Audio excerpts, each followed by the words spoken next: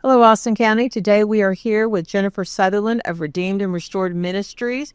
Hello, Jennifer. We're so happy you're here with us. Oh, thank you, Shelley. Glad to be here. Well, we really believe in what you're doing, and that's why we're so excited to have you here so we can get, where you started from, where you're going, and everything in between. So I guess let's start with the most important thing, which is where are you located? Yes. And you're located here in Sealy? Yes, I'm over Full Street. Yep. And currently your days are Friday and Saturday from 9 to 6. And why did you pick those days and times? Yeah, I think that those are the best hours for people that are wanting to get out and shop. And we're kind of shorthanded right now. So it just works out better for us 9 to 6, Friday and Saturday. But we're hoping maybe in the future we'll be able to expand our hours as we grow more and have more volunteers come aboard. Well, I've been there and it's amazing. It's amazing. But I tell you what, I know that you guys have a mission. So tell us about the mission of the store with it being redeemed and restored. Yeah, absolutely. So the mission for the ministry is to be a light in the community and to be the hands and feet of Christ, just to our community and our fellow people in the community. All right. And you told me that is based on a scripture. So when we were creating the ministry, I really felt like the Lord was putting Isaiah 43, 1 and 2 on my heart, where it talks about you are redeemed and that, of course, he's with you in the fire and in the flood. And so we want to be there for people. Yeah, because sometimes people don't remember that. They don't remember that he's always there for you. Absolutely. All right. So you told me a little bit about the story. I think it's phenomenal. So how did we get started? Where did the idea come from? It's actually kind of a silly thing. It's not like this grand moment, but I was laying in bed and we were smack dab in the middle of COVID, and the Lord just had put it in my heart. What about a resale shop ministry? And my husband at the time, we were just both in agreement. And so he said, start moving forward with it. And as I started moving forward, doors just started opening, and we formed our board about 2 months later, got all of our state paperwork together, and we just went forward and opened the doors in August of 2020. Well, and that's amazing that everything went so smoothly. So it kind of was providence, I assume. Absolutely. And so you're a donation-based organization. At the beginning, were you worried you were going to get donations? Well, I had this little silly fear at the beginning that we would not have enough inventory to open the shop up. And I really thought I was going to be driving around on trash day, picking up all the nice things that were left out. Or raiding the kids' toy boxes. Exactly. Yeah, no. I was going to say, but, on trash day, people put out some really good stuff because they don't know where to donate it. So Austin County, if you're not sure where to donate, go to Redeemed and Restored. And we'll talk about the things that you do and don't take in a little bit. Now, I know when you started, if you'll notice the picture up there, that is the original building. You started in the small white building. Yes. When we initially started, it was just that 1,100 square foot building. And then like the entire back part was not accessible, really. We had some donations back there, but it just really wasn't open and operating. So now, fast forward 4 years, we are using every square inch of the building. We've got 3 rooms for donations that we sort through, and then we have a boutique room and a prayer room also. I was going to say that, and you talk about using every square inch. I mean, if you can hang stuff in the ceiling, I think you because it is so full. Now, I know that it is a ministry, and one of the things that you do or want to do is to serve the community. Yeah. And you do that in such a variety of ways. I mean, we don't even have time to talk about all of it, but we'll hit some of the high points. And so tell us some of the high points of things you do. Yeah, so that's our heart, is to serve the community. So if somebody comes in and they have a need, first and foremost, if we can't meet that need, we have a big binder. It's our community resource binder. And so we can help them if they're needing help for addiction, if they're needing help with rent, or just all kinds of different things. And it's hard times right now. So we get a lot of people that come in and they need that resource binder. So we've got that available. And then we also help individuals in the community with like vouchers for clothing, household items, appliances, furniture, things like that. And we've had people that have had their homes burned down and they come in to get items that, they've lost everything. And so they're starting over. Yeah. So That's hard. it is. And I know that in front of your store, you have this cute little refrigerator looking thing. What is that? Yeah, so that's our little blessing refrigerator. And I say refrigerator, but it's all non-perishable items. And so there's canned goods, there's box goods, and things like that. And people bring things, and then they also, take things that they need. So we find that we have a few ladies that come faithfully every month and fill it.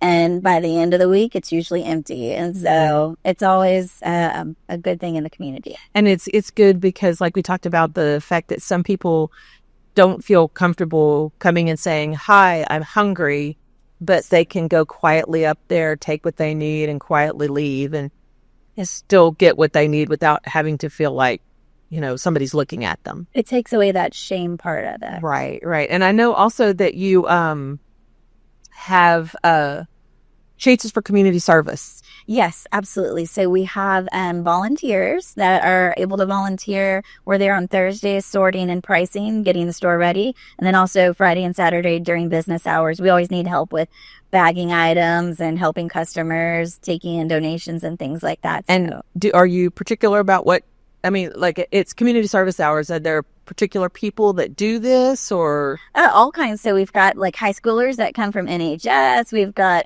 sometimes the Boy Scouts help us. We have had people that are like trying to get tickets or community service hours to get court things taken care of. They can come in and get those hours as well. Okay. And the information for contacting you guys will be posted again at the end.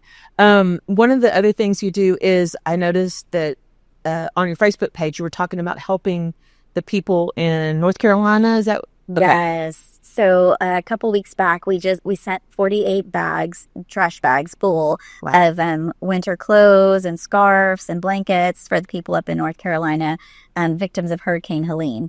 And actually this Sunday, I'm pretty excited. We're going to be going up there. We partnered with this nonprofit called Cabins for Christ, and they are building these self-sufficient cabins for families up there. And so it's just an incredible organization. And we've raised about $1,200 so far. And we're looking to get a camper donated for a family in need. So we're just wanting to help out in any way that we can up there. And if people want to donate, we'll link to that information also at the end. Absolutely. And they can do that.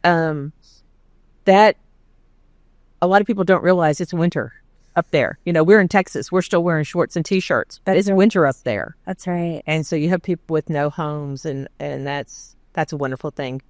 Good for you. Now you cannot, oh wait, let me go back. I forgot something.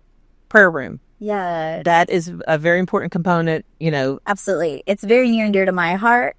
So we have a jar at the front of the door if you're wanting to just kind of be discreet about it, or you can also tell one of us there. But you can fill out a prayer request and put it in the jar, and know that we'll have prayer warriors praying over you and praying over what your need is in the jar. And then if you want someone to pray for you specifically, we have a room with 2 chairs that you can go into and be prayed over. And so we've had people come in that have medical needs and things like that, and we just want to be prayed for. And it doesn't matter your denomination, it doesn't matter anything like that, because we're all one in Christ. And so we just want to be that light to people. I was saying, I would think even you could go in and say, look, I don't feel comfortable disclosing what I need prayer for. Just pray for me, and you can just give that general. God knows. Yeah, that general. Hey, God, you know what they need. Let's take care of this. Okay. Now your ministry runs on donations. Yes. And so, is there any particular thing that you sell the most of with your? Yeah, in the store. So I would say clothes are probably our main selling point. We sell a lot of clothes. We also have books and toys and jewelry and all those things as well. That clothing is big, and so we take gently used clothes, and it's a big selling item. I was gonna say, and that's the thing, is you pretty much need anything, and when you say gently used, you mean no rips, no stains, no missing buttons, zippers, things like that. But do you have a particular, do you sell more kids' clothes, men's clothes? Yeah, so we sell a lot of ladies' tops. Okay. We probably sell ladies' tops more than anything, but in the men's clothes, there's just not a lot of men that donate. I mean, they wear their things until they fall off. Yeah, until their wives make them donate it. And by that time, it's Recyclable. it should go to the rag bin. And my husband's the same way. But anyway, I know that you have some things that you don't want, like I said, things that are torn, stained, used undergarments, Sure, things like that. I mean, it's that whole thing. Just kind of use common sense when you're going through your stuff. I know. Absolutely. One's donate, one's trash. So, all right. I know you also have lots of household items. Yeah, and love it. I mean, and y'all have it set up so lovely. It looks like Dillard's in there. It really does. Yeah, we try to keep it a clean environment. Our vision for the ministry is like people shopping at like a Home Goods or Hobby Lobby or somewhere that is, a clean environment where they can see what they want and purchase. I was just saying, you always have nice music, and it always smells good in there. That's what I love.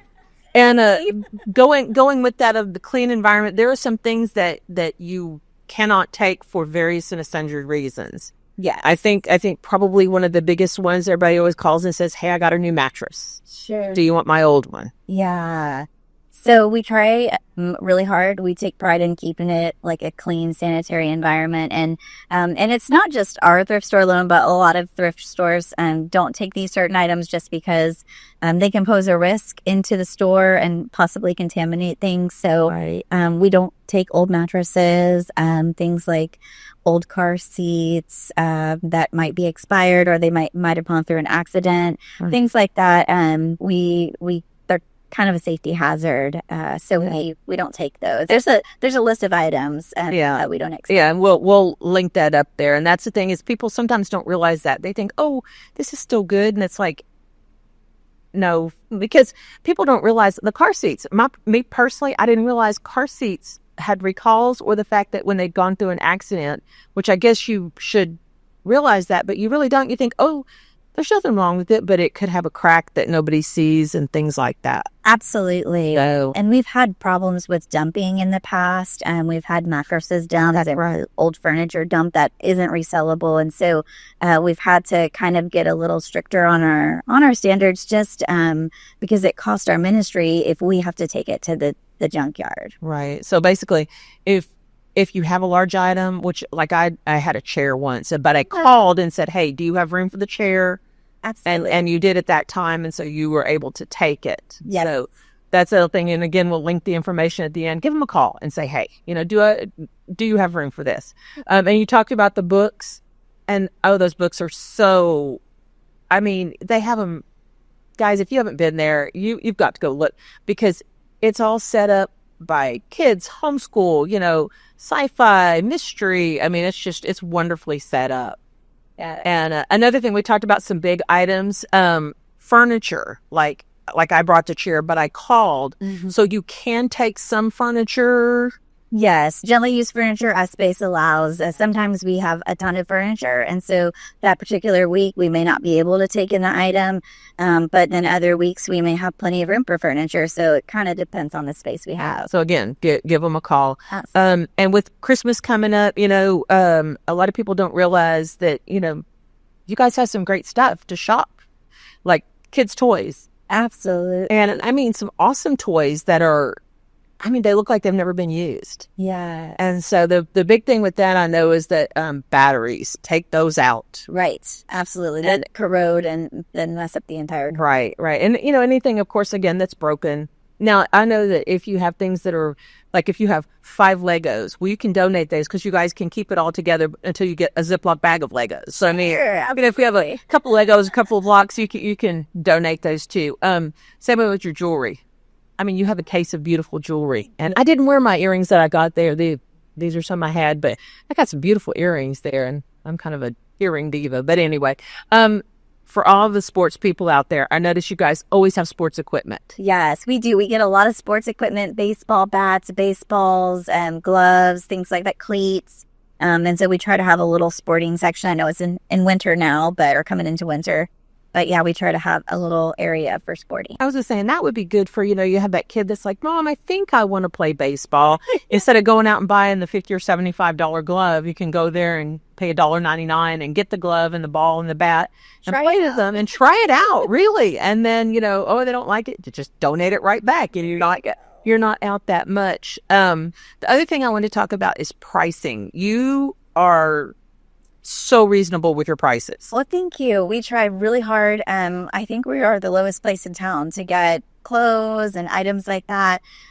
We also have Senior Day on Fridays. And so if you're 50 or over, you get half off every Friday, faithfully. And then we like to do 75% off to clear things out as the seasons change and everything. So we really try to offer affordable prices for people in the community. I was just saying, I've been by there, when you have like the 75% off. And I mean, people just come in and just clear the shelves. Absolutely. So if watch on, and you post these things on Facebook. You guys have a Facebook page. Yes, we have a Facebook page. And so we post our weekly sales and anything special that we're doing. So we have started taking certain donations in at certain time. Like we just asked for a bunch of Christmas items coming into the Christmas season. So we're, kind of ramping up our Christmas donations that we're accepting. Right. And that kind of goes with our next slide. Holiday items are accepted all year long. Yeah. Okay. We have a seasonal room that we keep all of our seasonal things in, like fall, Easter, and Thanksgiving, Halloween. So you can go in. And then these next couple are just a few pictures. These are some of the, you talked about clothes. So I mean, clothes. The stuff you have, like, especially if you're looking for like a nice suit. I've seen suits, men's suits in there, beautiful ones. We had a tag lady still on them. 2 weeks ago. She bought her wedding dress from there. How wonderful! It was $37 for the entire dress. She got it half off, and it was it fit her perfectly. I mean, it was awesome. And you can't beat that. And what's terrible is wedding dresses are beautiful and wonderful, but once the wedding's over, what are you gonna do with it?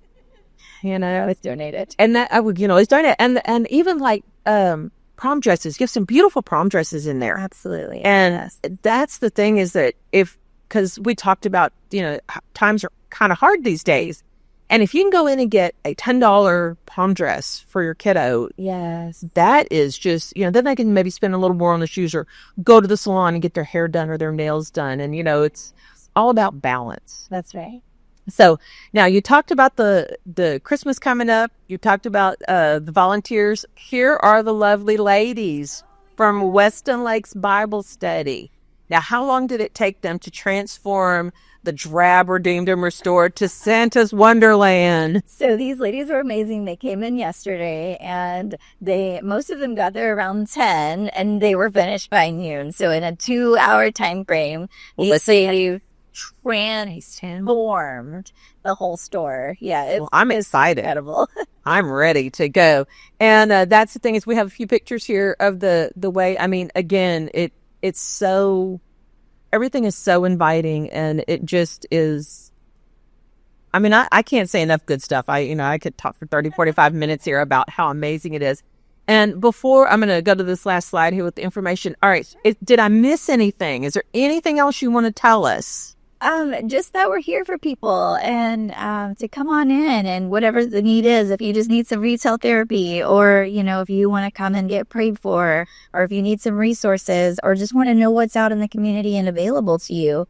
We partner with a lot of local nonprofits, and that's where our proceeds go. So we partner with the Pregnancy Center and the Food Pantry and Ministerial Alliance. So several different nonprofits locally, and just want the community to know that there is somebody out there, and there's a resource available for you. Okay. And a lot of your stuff is done through donations. If I want to just give you a monetary donation, do you take those? We do. Yeah, we do. We've been very self-sufficient with the resale side of things, but people do give monetary, and we're a 501c3, so we can give you a tax receipt for that as well. Okay, yeah, because some people they don't have stuff, but they like what you do and they want to donate. Yeah, absolutely. Well, great. And here is your information again. It's Redeemed and Restored on Folk Street.